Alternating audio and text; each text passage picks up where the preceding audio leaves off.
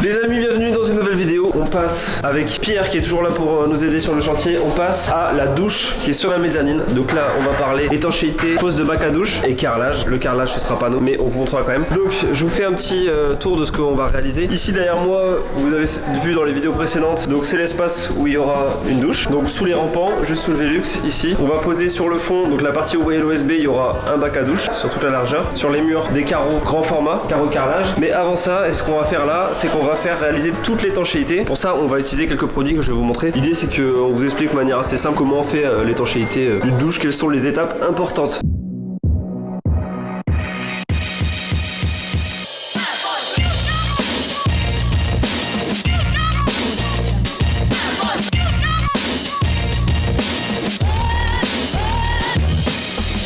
Donc là Pierre il attaque direct, on fait les bandes de placo. Donc ça on va faire rapidement des bandes, sachant que bon, ici il n'y a pas de ratissage, c'est du carrelage. Donc on n'est pas forcément, il n'y a pas besoin d'être hyper carré au niveau ponçage et tout le truc. Mais on fait ça bien quand même. Les bandes, ensuite, qu'est-ce qu'il faudra faire? Il faudra venir passer un primaire. Donc là on utilisera des produits de chez VPI. Donc il y a 3 produits clés dans le kit d'étanchéité. Ce qu'on fera dans un premier temps, c'est qu'on mettra ici des bandes. C'est des bandes spécifiques qui vont venir dans tous les angles de la douche pour bien les étanchéifier. Donc exemple, là les coins en bas, les angles dans les murs, ici sur les côtés, voire même autour ici des mitigeurs. On pourra venir mettre des morceaux de bande qu'on viendra percer pour laisser passer uniquement l'arrivée d'eau. Une fois qu'on aura mis les bandes, on viendra appliquer partout un primaire d'adhérence. Ce primaire là, il va permettre de bien faire adhérer le spec, ici 3e produit, qui fera vraiment l'étanchéité de toute la surface de la douche. Je rappelle, le carrelage n'est pas étanche, ne réalise pas l'étanchéité. C'est tous ces produits là qui viennent réaliser l'étanchéité en dessous du carrelage. Voilà, donc ça c'est le spec. Donc tous les produits de la gamme VPI, ici avec le petit kit, de toute façon on a une petite notice avec toutes les étapes, donc c'est super cool et on se rend compte que finalement c'est pas très compliqué. Bon Pierre, t'es chaud? Chaud cacao. Ok, il est chaud cacao. Bon c'est parti, donc Pierre termine les bandes et moi je vais commencer à préparer un petit peu là tous les produits pour la suite et notamment les petites bandes d'étanchéité pour les coins.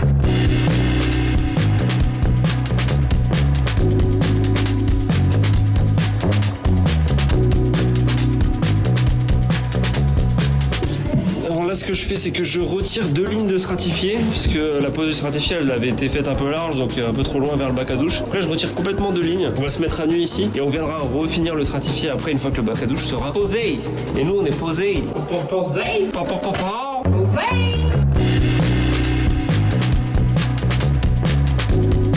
Précision ici, le bac à douche, on va le poser sur une chape. Allez, je vous montre un petit peu le bac rapidement, mais vous le verrez plus tard. Là, vous allez voir de dos. Donc, c'est un bac à douche en coréen. On l'a acheté sur le site Riluxa. En gros, il est en coréen et vous voyez, il est creux à l'intérieur, même s'il y a des supports là. Moi, j'aimerais poser sur une chape, histoire que ce soit vraiment plein de partout et qu'on le casse pas. Voilà, parce que si on va à 3 dans la douche, on peut le casser quoi. Si on va à 3 dans la douche, le bac à douche, il peut exploser. Bah, je pense.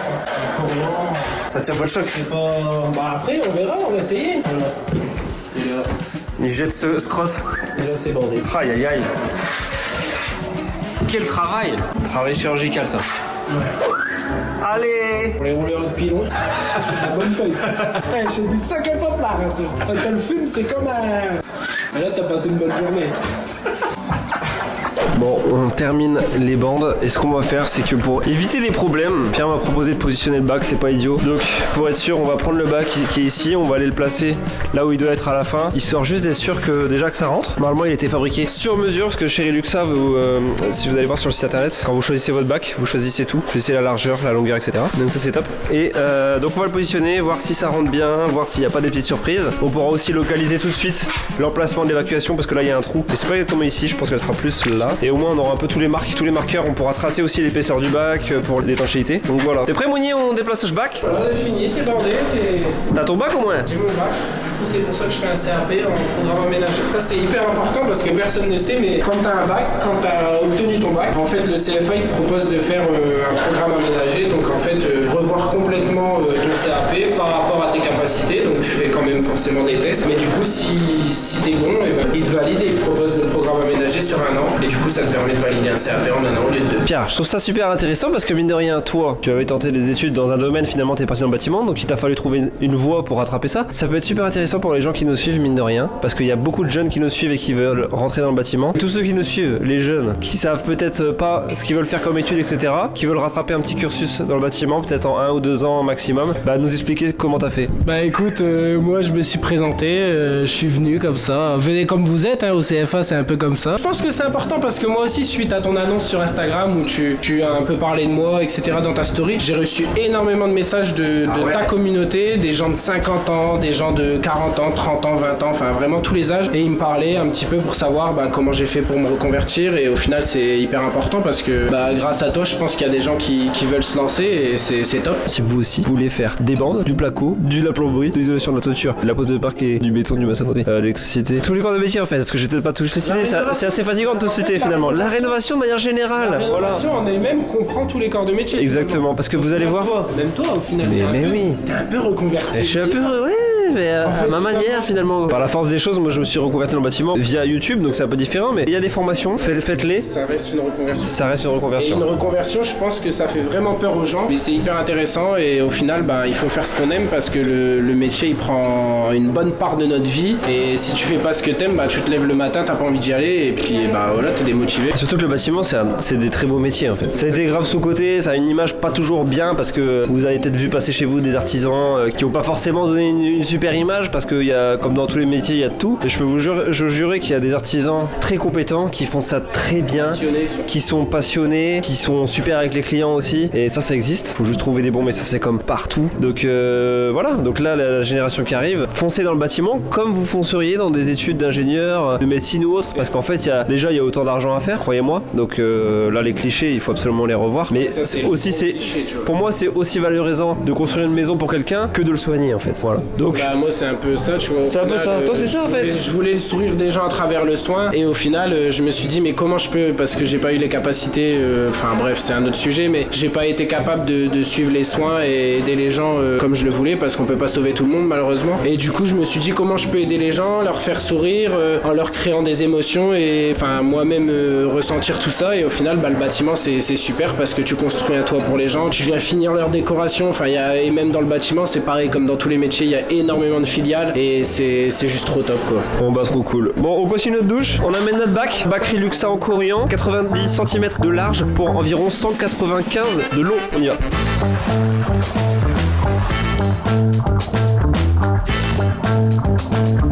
On a posé le bac, ça rentre tout pile poil. Honnêtement, on a de la chance. Là, on se rend compte que le mur est pas ultra d'équerre, enfin les 3 murs, mais bon, ça c'est normal, hein, ça arrive quasiment toujours. C'est pas toujours simple. Mais en tout cas, ça rentre pile poil. Donc c'est vrai, conseil à donner. Toujours présenter ce que tu vas poser. Voilà. Écoute, on sait qu'il rentre. Là, on va tracer la hauteur du bac. Comme ça, on va pouvoir définir bien l'emplacement des bandes d'étanchéité qui vont venir là. Et on va être sûr de bien recouvrir le joint entre le bac et le carrelage, l'endroit pile poil où les infiltrations peuvent se créer. Let's go.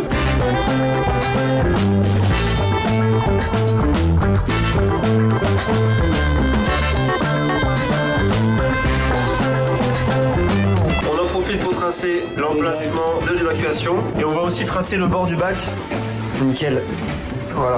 Et là, on est sûr de vraiment bien viser quand on va faire toute l'étanchéité. Et au final, ça nous permet de visualiser le bac sans l'avoir. Aïe aïe aïe. Il était posé, quoi, finalement. Finalement, ça sert à l'acheter, en fait. Ouais, en fait, on aurait pu. Enfin, tu vois. Voilà. On fait semblant. T'es dans ta douche. Tu fais semblant d'être sur le bac. Même là, au final, l'arrivée d'eau. Et oui, tu mets un Toyo et puis j'ai bon. Un tuyau Toyo. À Toyo Jardin. Alors ici, on est venu tracer pour avoir au moins la taille de la bonde, c'est-à-dire en gros le minimum du trou qu'on doit faire, plus ici le chemin vers les vagues qu'on voit là. Ici actuellement elle doit s'arrêter à peu près là. Donc là on va ouvrir, on laissera ouvert. C'est pas forcément gênant parce que tout autour on va rajouter des plots de mortier pour le bac. C'est pas grave s'il y a un petit creux ici. Et ici viendra se mettre la bonde.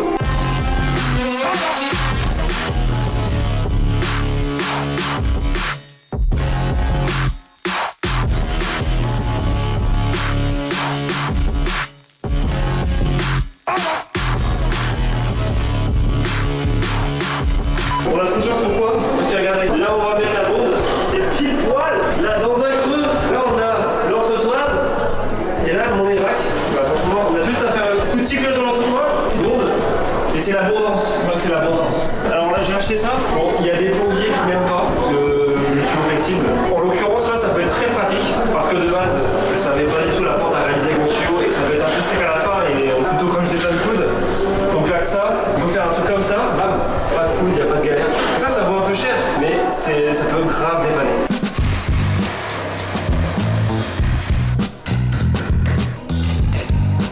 Et là c'est propre hein.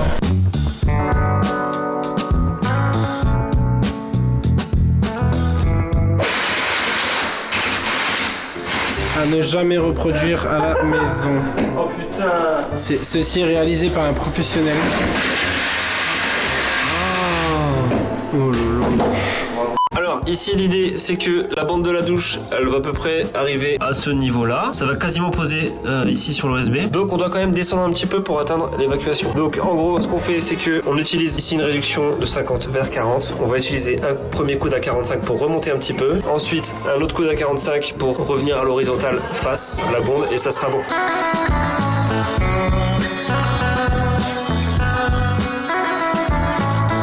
Bien joué.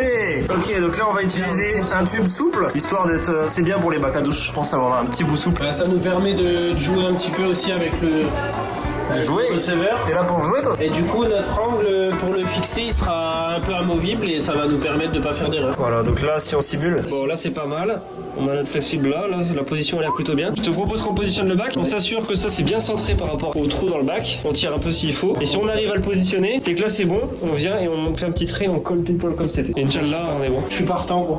Alors, on a bien préparé notre bonde. On sait que tout passe bien. On sait que notre bac, on va pouvoir le poser sans cale. Tout est bien droit de niveau. Donc là, on remet en pause. On colle pas tout de suite la bonde. On attend parce qu'on n'a pas envie de marcher dessus et de tout casser pendant qu'on fait l'étanchéité. Donc là, on passe à l'étanchéité. On va commencer par poser les bandes. Alors ça, les bandes, ça s'appelle le Booty Lamper. Le Booty Lamper. Parce que chez VPI, ils font des noms anglais, c'est incroyable. Donc, on va mettre des bandes comme ça dans tous les angles. Donc ici, là, tac, les remonter partout, ça va faire de l'étanchéité au niveau des angles. Une fois qu'on aura mis ces bandes là, d'ailleurs ces bandes là on va aussi les mettre au niveau des sorties d'eau ici. Donc on va mettre une bande comme ça et là on va faire un trou pour ça. Et comme ça la bande elle va assurer une étanchéité autour des sorties ici. Donc le pommeau de douche et la petite douchette. Une fois qu'on aura fait ça, on claque un primaire partout sur le plâtre. Voilà, un primaire à passer et ensuite on fera le spec. Donc c'est parti, on pose les bandes.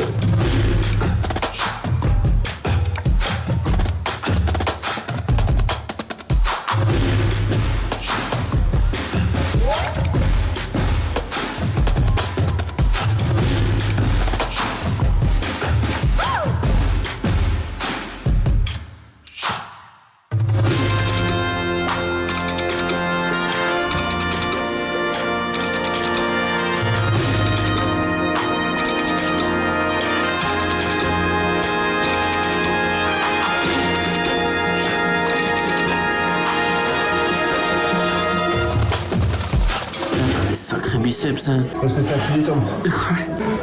Ils sont énormes.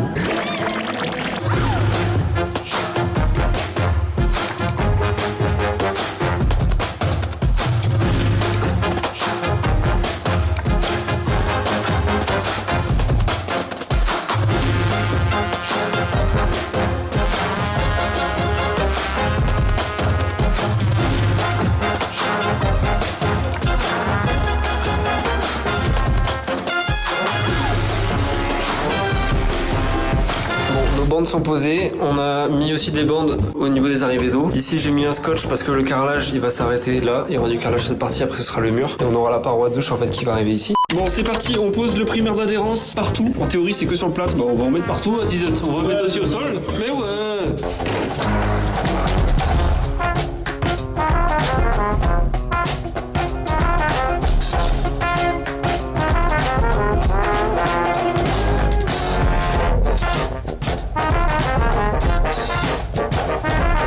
Bon, on a mis le primaire partout, une bonne couche. On a mis aussi au sol, comme ça on met le spec au sol et voilà, c'est protégé. Voilà. Il n'y a plus qu'à attendre que ça sèche. Quand c'est sec, on attaque le spec, 2 couches de spec à mettre partout. Et c'est ça vraiment qui va créer comme une coque de bateau quoi. Avec 2 heures de séchage entre les deux couches. Donc il faudrait faire une couche de spec ce soir, comme ça demain on termine quoi. Bon c'est parti, on passe à l'application du spec. Donc on garnit bien, il y aura 2 passes. Allez c'est parti. Oh j'adore. Très agréable. Faites du spec chez vous. Xbox, Dieu vous le rendra.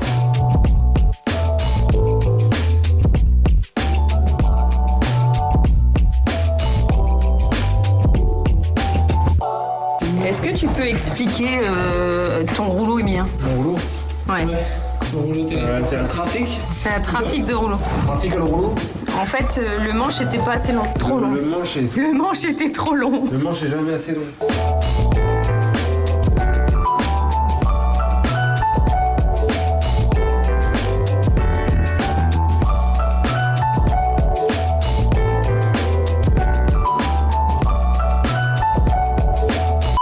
journée. Donc le spec d'hier a séché la première couche. Donc là, je vais repasser une deuxième couche. Je vais en profiter pour en remettre bien dans les angles, bien badigeonner tous les angles et faire la deuxième couche. Bon alors pour la petite anecdote, j'étais en train de faire ma deuxième couche de spec et je fais une petite story sur Instagram et Pierre qui est pas là, hein, il me rejoint tout à l'heure, avec qui on a commencé donc la première couche. Il me dit dans l'autre sens, mais c'est vrai qu'en fait la première couche on fait dans un sens, donc on l'a fait à la verticale et en fait la deuxième couche c'est à l'horizontale. Il m'a vu que je faisais ce geste là, il m'a dit gros dans l'autre sens, j'adore.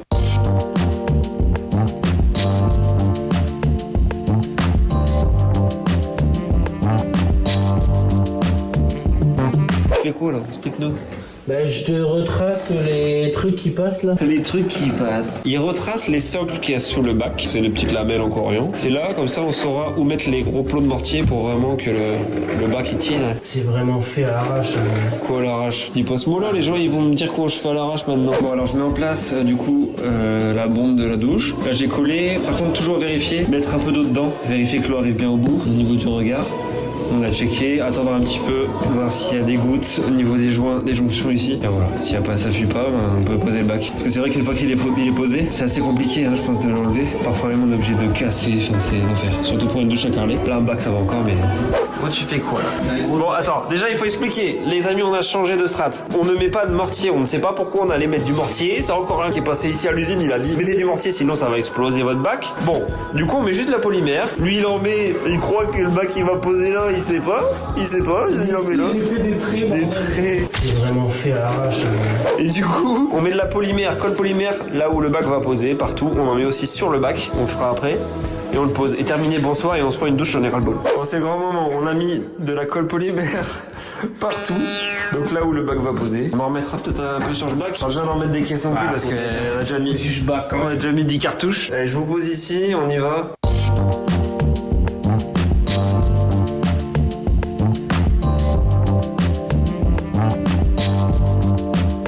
Bon, là ça va être tendu. Si on pète le bac, je m'en voudrais toute ma vie. Et même plus que ma vie. Faut se baisser pour leur parler. Ouais. Ah mais j'ai mis une... Non, ça va. Mais la chance du moment, je savais, gros. Et gros, je peux même pas le prendre dans la main, faire. Attends, gros, comment je fais? Tu faisais comment? Gros, il faut l'incliner, gros. Gros, là, ça peut casser si je tire. Ouais, bah allez, on y va, gros. Y'a pas une ventouse? Mais gros, on n'a pas le choix. Une ventouse là? Mais non, mais gros. Vas-y, va chercher ça vite. On va toucher. Regardez bien, prenez des ventouses pour les bacs à douche. Attends, il faut que je leur montre. Dépêche, gros. Non mais c'est tellement ridicule que je leur montre. Regardez bien. On a utilisé les ventouses fournies avec la cheminée qui permettent d'enlever le verre de la cheminée. Regardez bien comment ça marche bien. Je vous repose ici. Elle va s'arracher, hein. Si, lâche, gros, je suis mal. Pas trop. Ouais. T'es trop. C'est bien, pose si tu veux. Voilà. Je reprends toi. En fait. On va appeler Black Adam. Et gros, il tombe. Ah, vas-y, glisse-le. Putain. Repose. Oui. Attends, j'ai mes doigts. Ouais, putain, il y a plein de... Attends. Oh, il y a un problème là. Bah, en fait, j'ai voulu me relever. J'étais comme ça. Et Black. Bah, attends, de toute façon, maintenant, c'est fait. T'as polymérisé ton... Black Ladder, il faut qu'il renvoie un pantalon.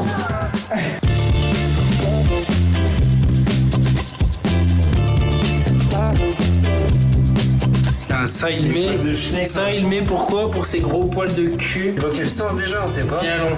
Bah t'as tout enlevé donc on peut plus savoir maintenant. Ouais. Le notice. Voilà. Elle est où le notice? On sait plus rien. Vas-y mamie, envoie l'eau. Envoie la sauce. Envoie le geyser. Regarde bien.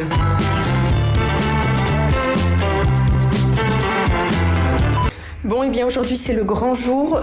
On a fait appel à des carreleurs en fait pour carreler notre douche à l'étage.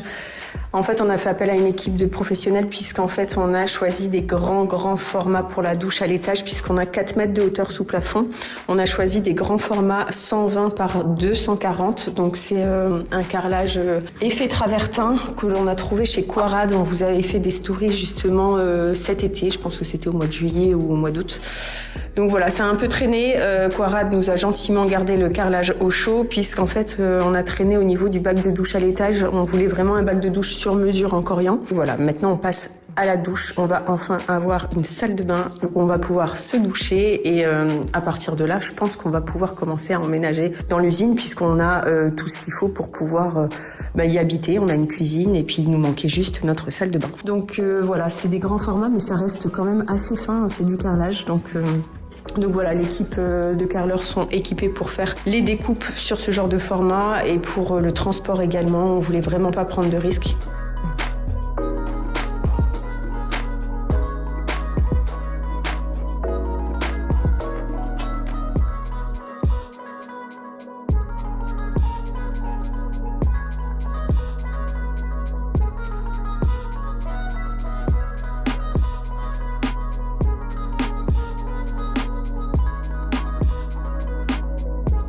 Bon les amis, il est tard, on vient de rentrer, on était en voyage aujourd'hui, on vient de rentrer ce soir et les carreleurs ont du coup bien travaillé aujourd'hui. Donc c'est la surprise, en fait là on vient d'arriver dans la salle de bain, donc ils ont posé 2 carreaux du carrelage travertin, je vous montre tout de suite. Tadam! Voilà, bon ça rend pas du tout parce que là la lumière est vraiment pas bonne, ça fait des reflets et tout, donc là vous avez pas vraiment le coloris final. Mais bon, on est quand même plutôt content. On a mis en place vite fait les éléments de douche pour voir si la couleur allait à madame.